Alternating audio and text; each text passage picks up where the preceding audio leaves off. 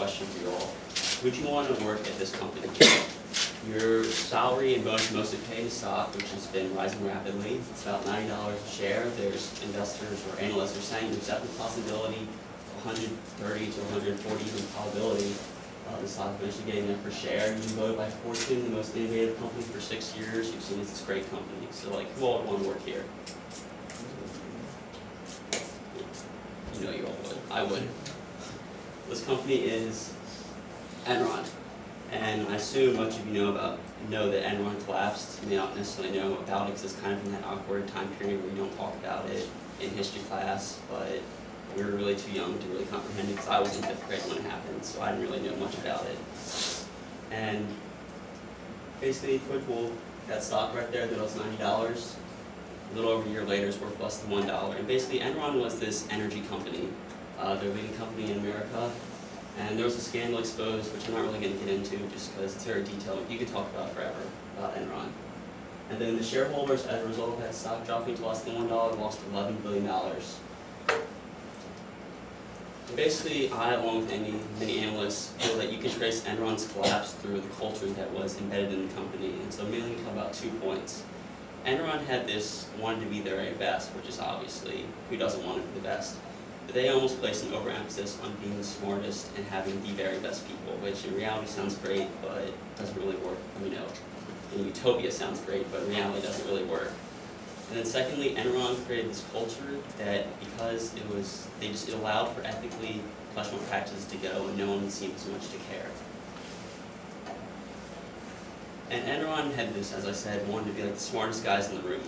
And according to Professor Hamilton of Edinburgh University, they had a 10% rule, which is basically if you're in the bottom 10% of productivity at the end of each year, you were fired. So it didn't matter if you're bringing in $1 million each year, if you're in that bottom 10%, you were gone.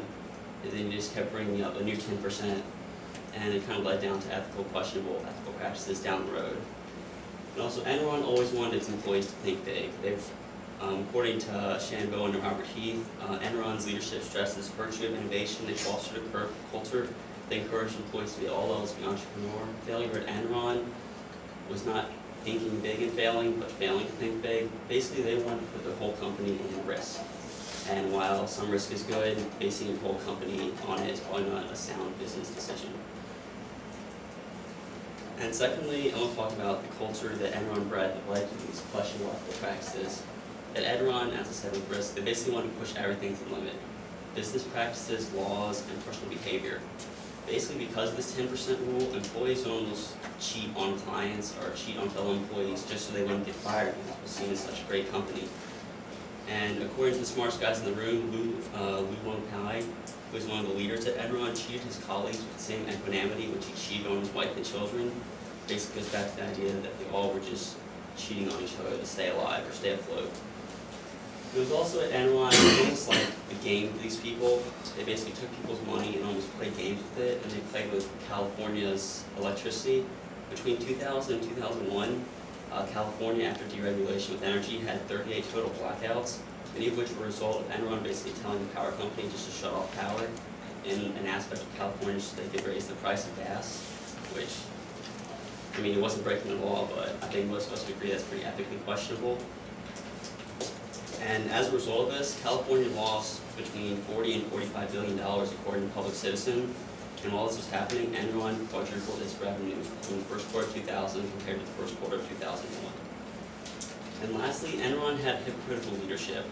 When analysts were saying that Enron was starting to go down and go under to a point, the leaders were basically telling their employees just to invest more money in stock. Oh, put all your money in stock. Yet, in reality, they were selling off all their stock. And according to Robert Garabino, while the employees were administered the soothing electronic bomb of email reassurance, the author of the missive and colleagues were selling their stock.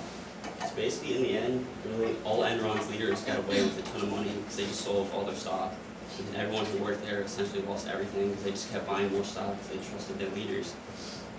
And while you obviously can't comprehend the whole thing with Enron because it's just this whole complicated, complex problem, I hope you can see how this culture added to its demise. And I want to end with a quote from Predator's Senator Fred Thompson, who was at the Enron hearing at the Senate, and he told the Stanford Journal of Law, the real scandal here may not be what is illegal, but what is totally permissible.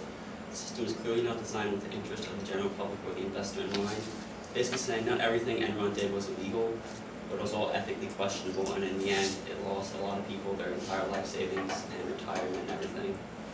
And their lives were ruined, basically. That's it.